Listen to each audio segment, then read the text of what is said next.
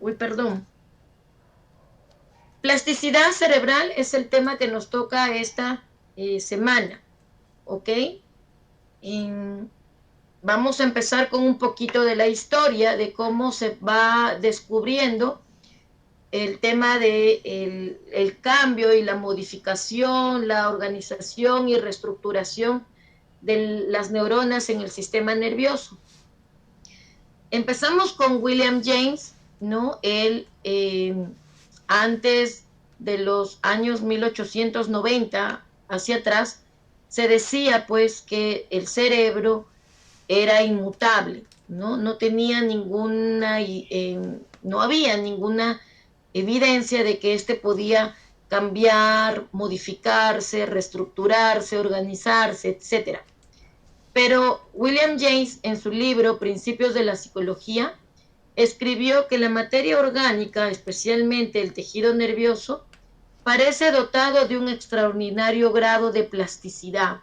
Él empezó a entender, a evidenciar, descubrir de cómo el cerebro pues sí tenía un cambio, una modificación a lo largo del desarrollo, del cambio del grupo etario de los seres humanos. Pero como que si no hubiera descubierto nada, porque lo que escribió fue, es más, se podría decir que alguien lo leyó y lo dejó por ahí, ¿no? Eh, esta información que él brindó fue ignorada por mucho tiempo. En los años 1920 aparece Carl Lasley y pues empieza a dar cierta información diferente a la que se creía anteriormente del, digamos, de este cambio en la masa cerebral. Pero estos estudios que se hicieron en esas épocas, en los años 1900, eran realizados solamente en la especie animal, ya que no había autorización de repente para poder invadir, tocar la masa cerebral. Carl Lasley pudo demostrar pues de que aquellas partes del cerebro que podían ser dañadas con el tiempo se podían mmm, no recuperar la masa cerebral, pero sí recuperar, gracias a la plasticidad neuronal, la función de esa zona dañada, ¿no? En esa época, que es de repente la época de los eh, afasiólogos y de los antilocalizacionistas, la teoría de Lasley fue la que de repente mayor renombre tuvo. Luego, en la década de los 1960, los investigadores empezaron a explorar ya no animales, ¿no? Sino eh, cerebros de seres humanos, en los cuales pudieron haberse dado cuenta que aquellas personas que sufrieron de ictus, de derrames cerebrales, fueron capaces de recuperar en alguna proporción el funcionamiento del lugar o de la función que se había lesionado. Lo que pudo demostrar que este sistema nervioso, el cerebro, gracias a las neuronas, eran mucho más maleables de lo que mucho tiempo antes se creía. En la época moderna, ¿no? Ya se empezaron a evidenciar y de repente aquellos primeros anatomistas que empezaron a estudiar el funcionamiento del cerebro, pruebas en las cuales el cerebro era capaz de poder renovarse, de poder, vamos a utilizar este término, no es el adecuado, pero para poder entender, de poder sanarse, ¿no? Curarse a sí mismo después de muchos años. Norman Doig, en su libro El cerebro que se cambia a sí mismo, eh, postula, ¿no?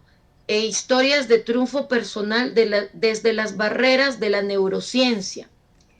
Él, en un inicio, cuando empezó a darse todo el apogeo de las neurociencias, él también creía, vamos a decirlo así, creía de que el cerebro era incapaz de poder cambiar, de poder modificarse. Y para que él pueda pues tener este tipo de percepción, pues había recogido, por decirlo así, tres fuentes que para él en su momento fueron importantes y de gran relevancia para poder postular sus teorías, ¿no? Estas tres fuentes fueron, primero, que el cerebro, pues, sí sabían que era una máquina extraordinaria, capaz de poder hacer o crear cosas asombrosas, pero esta no podía o no tenía la capacidad de poder crecer y desarrollarse cada vez más y mucho menos de poder cambiar. La segunda fuente es de que personas que en alguna situación o en alguna oportunidad pudieron haber sufrido algún daño o lesión cerebral grave, ¿no? No podían, en su mayoría, poder recuperarse, es decir, eran incapaces. Y la tercera fuente, pues, era el que al no observar realmente las actividades microscópicas del cerebro, pues estas no podían jugar un papel en que de repente el cerebro iba a estar fijo y estático en un solo lugar. De alguna u otra manera, estas tres fuentes que fueron su inspiración para Norman Lloyd al inicio de las neurociencias, pues con el pasar del tiempo, estas pues fueron dejadas, ¿no? O fueron de repente rechazadas, o se comprobó todo lo contrario. Porque sí, el cerebro tiene la capacidad de poder crecer, desarrollarse, potencializarse y cambiar.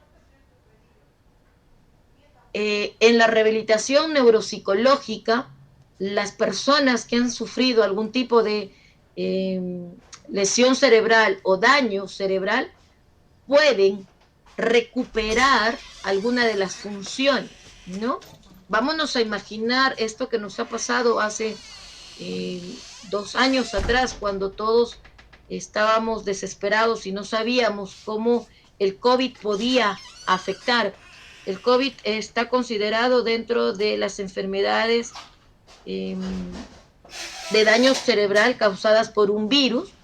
Este virus pues entra como primario a los pulmones, termina de repente incapacitar los pulmones para poder respirar, y como parte secundaria llega al lóbulo parietal, se vuelve un huésped y lastima las funciones propias del lóbulo parietal, ¿no? Que es básicamente el de respirar, ¿no? El de poder reconocer olores, el de poder reconocer el gusto, los sabores y la parte motora. Han habido muchas personas a las cuales el COVID las ha afectado gravemente, ¿no? Pero estas no han perdido del todo las funciones. Con el tiempo y con la rehabilitación han podido ir recuperando algo de las funciones perdidas por esta enfermedad.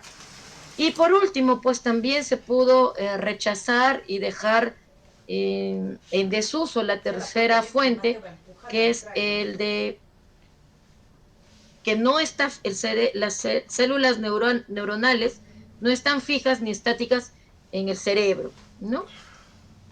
Y en la actualidad, pues, gracias a las neurociencias, cada vez las investigaciones están contribuyendo a la aparición y al inicio de aparatos tecnológicos, por decirlo así, que van a demostrar y van a contribuir a que las habilidades o los procesos cognitivos que tienen las personas no se queden limitadas, sino que por el contrario, estas puedan seguir desarrollándose y potencializándose. Hasta mucho tiempo atrás, perdón, poco tiempo atrás, se creía que solamente los niños y los adolescentes podrían aprender y podrían mejorar algunos procesos cognitivos. Ahora se dice que hasta los adultos podemos mejorar, podemos potencializar y de repente reestructurar los procesos cognitivos para hacerlos un poco más eficaces. ¿Qué es la plasticidad neuronal cerebral? La capacidad del cerebro para cambiar y adaptarse a lo largo de la vida en respuesta a los estímulos en general, ¿no? Eh, Cada vez que experimentamos, todos los días de nuestra vida es una experiencia y esta está sumada a estímulos. Cada día que tenemos, pues hay una reestructuración en nuestro cerebro, ¿no? Es la propiedad fundamental del cerebro que le permite reorganizarse estructural y funcionalmente en respuesta a estímulos externos e internos. El cerebro está compuesto por miles de millones de neuronas interconectadas que van a formar redes complejas. Estas conexiones neuronales se van a fortalecer o debilitar en función de la experiencia y el uso. La plasticidad cerebral permite que se debiliten las conexiones y se modifiquen en respuesta a nuevas situaciones, a nuevos aprendizajes y también a poder recuperarnos de lesiones que de alguna u otra manera pues han impedido o están impidiendo de que nuestras funciones o nuestros procesos cognitivos puedan desarrollarse adecuadamente. Y también tiene que ver con las etapas tempranas del desarrollo del cerebro, ¿no? Como les decía en la lámina anterior, las investigaciones decían que solamente una persona va a tener plasticidad cerebral en ciertas etapas de vida, niñez, infancia, pubertad, adolescencia, de repente hasta la juventud. Pero los nuevos aportes científicos con la neurociencia, pues han cambiado y dicen pues que también la edad adulta tiene esta capacidad de plasticidad cerebral. Por lo tanto, la capacidad de adaptación del cerebro va a tener implicancias importantes durante todo el desarrollo de la vida y también en el aprendizaje, la memoria, la recuperación después de lesiones cerebrales y ahora en los tratamientos de los trastornos neurológicos. ¿Qué podemos decir de la plasticidad cerebral? ¿No? Esta plasticidad cerebral tiene una manera de funcionar. Esta se va a ir desarrollando independientemente por diferentes aspectos o factores que van a ir contribuyendo a que se pueda dar este cambio, esta reestructuración y esta modificación en nuestras neuronas. La primera, ¿no? Que tiene que ver con la edad. Pueden variar según la edad. Decíamos, vuelvo a repetir, ¿no? Antes estaba muy marcado, incluso todavía se sigue manejando, ustedes deben haber visto estos comerciales de las leches o de las fórmulas, ¿no? Que te van dando ciertas proteínas, ciertas vitaminas para dicen que es el mejor desarrollo en cierta edad del ser humano para que pueda aprender, para que pueda crecer, etc. La plasticidad celular y cerebral se va a dar pues a lo largo de todo nuestro desarrollo humano.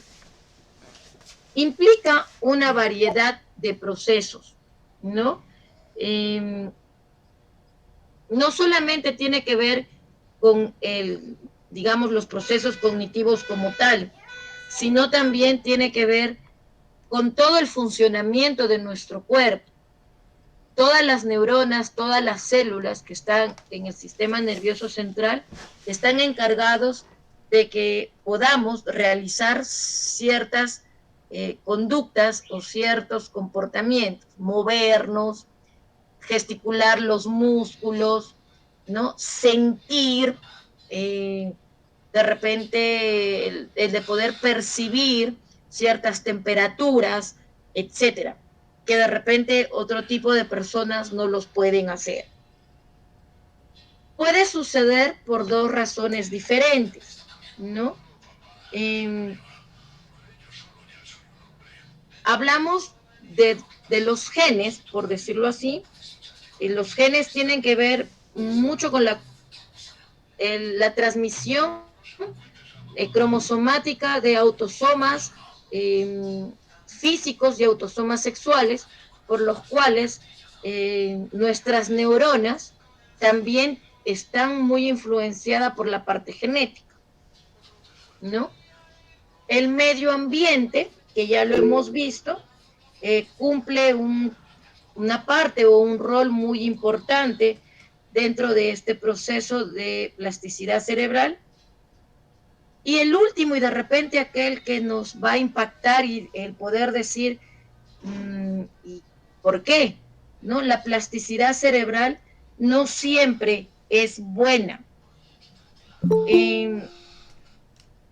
Muchos, hasta acá hemos hablado de todo lo positivo que da el cambio, la modificación, la reestructuración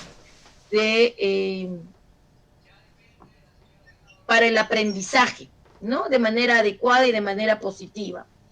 Pero cuando este cambio, esta reestructuración, esta modificación se da por algo negativo, esta plasticidad cerebral ya no es buena, ¿no? Acá hablamos de repente cuando consumimos o utilizamos ciertos compuestos psicoactivos, ¿no? De repente medicaciones, drogas, este cambio que va a haber a nivel celular o neuronal, pues no va a ayudar o no va a permitir o no va a condicionar a que el aprendizaje pues pueda ser bueno al 100%, ¿no? Esta excepción la vamos a de repente a tener en consideración, como les decía, exceptuándolo de que sea un cambio, una modificación positiva para nuestro desarrollo del aprendizaje. ¿Ok? Eh, creo que tenemos que irnos al break. Doctor Michel. Claro, maestra, está bien. Son 8:15, 8:16. 10 minutos quizá. 10 minutos, por favor, para que puedan descansar los maestros. Y volvemos en todo caso a las 8:25. Creo que está levantada la mano la maestra. Pero en todo caso vamos al break. Ya volviendo podemos seguir, maestra. 10 minutos, por favor, distinguidos maestros.